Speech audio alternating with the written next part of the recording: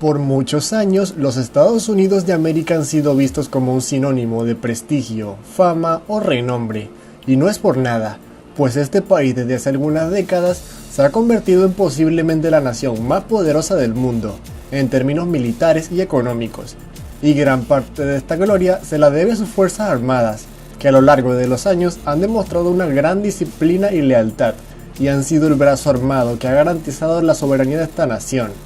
Por supuesto, está claro que no todas las acciones cometidas por este ejército han sido moralmente correctas, pero ese es otro tema. Esta nación, al igual que todas las naciones del mundo, tienen una extensa historia militar, con victorias, estancamientos y por supuesto también derrotas. Los Estados Unidos no han quedado exentos de fracasos militares que han significado un duro golpe para el gran orgullo de este país. El día de hoy te hablaré de una de estas derrotas específicas, que muy probablemente no conocías, en la que este país casi pierde su independencia. En la década de 1810, el mundo se encontraba convulsionando por conflictos bélicos, especialmente Europa con las devastadoras guerras napoleónicas. El Reino Unido, también conocido como el Imperio Británico, fue una nación que protagonizó estos conflictos y se vio muy afectado de manera negativa, teniendo que durante 12 años destinar gran parte de sus recursos militares y económicos para derrotar a Napoleón Bonaparte. Por otra parte, en Norteamérica, los Estados Unidos eran una floreciente nación que habían tenido cierta estabilidad a diferencia de las naciones europeas, y esto le garantizó progreso. Por supuesto, esta nación también se vio envuelta en muchas deudas, debido a decisiones como la compra de Luisiana o la expedición de Lewis y Clark. Los Estados Unidos y el Imperio Británico se llevaban bastante mal en esa época.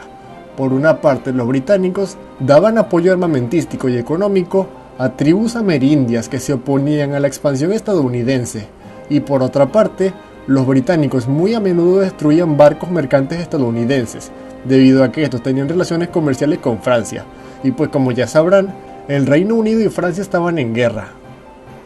Todo esto causó una gran frustración por parte del gobierno estadounidense, y en 1812 el presidente estadounidense James Madison, por presión del Congreso, le declara la guerra al Imperio Británico. Al principio esta guerra tuvo muy poco apoyo por parte del pueblo estadounidense. Muchos se referían a esta guerra como Mr. Madison War, mientras que en Canadá fue todo lo contrario, alimentando un fuerte sentimiento antiestadounidense en la región. Hay que aclarar que en esa época Canadá era una colonia británica, pero como entidad existía. El Reino Unido sabía que por agua los Estados Unidos no podrían derrotarlos, pero por tierra era la preocupación, debido a que el ejército estadounidense era superior en número al ejército británico en Canadá, así que los canadienses optaron por posiciones defensivas. Las primeras batallas de la invasión estadounidense a Canadá fueron victoriosas, pero esto cambió en muy poco tiempo. En noviembre de 1812 ocurrió la batalla de la Cold Mills, donde 500 canadienses derrotaron a 6.000 estadounidenses. En febrero de 1813, la batalla de Ogdensburg, donde 500 canadienses derrotaron a 250 estadounidenses. En octubre de 1813, la batalla de Chattanooga, donde 1.000 canadienses, la mayoría amerindios, derrotaron a 2.600 estadounidenses. O en octubre de 1813, la batalla de Chrysler Farm, donde 900 canadienses derrotaron a 9.000 estadounidenses. Increíblemente, todas las invasiones estadounidenses a Canadá fueron expulsadas aún con una gran ventaja, y esto bajó muchísimo la moral de las tropas estadounidenses y subió la moral británica y canadiense. Poco a poco los británicos y canadienses mostraban más hostilidad.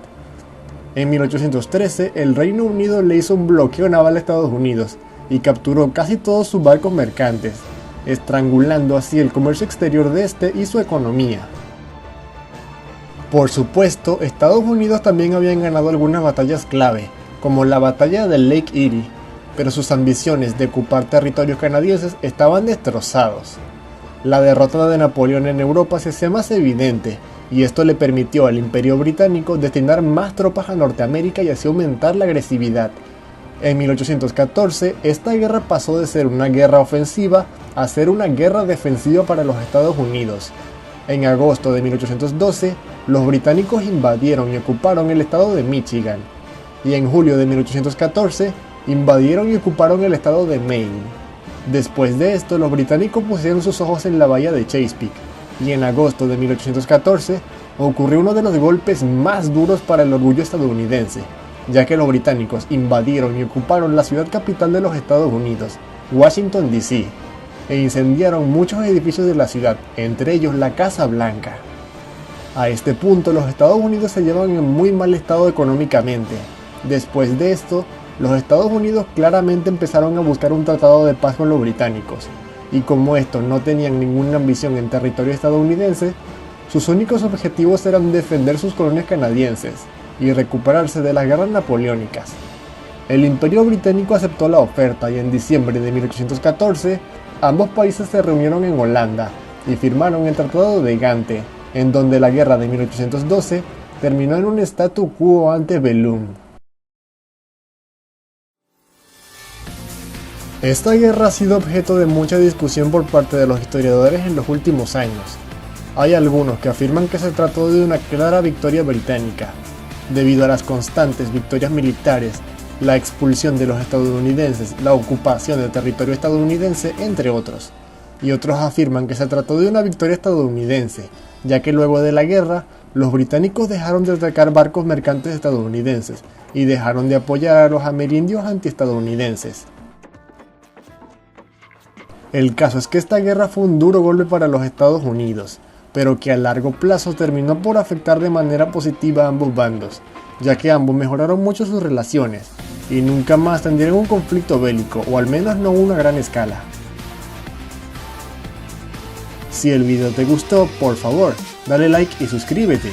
Comparte este video con tus amigos y hasta la próxima.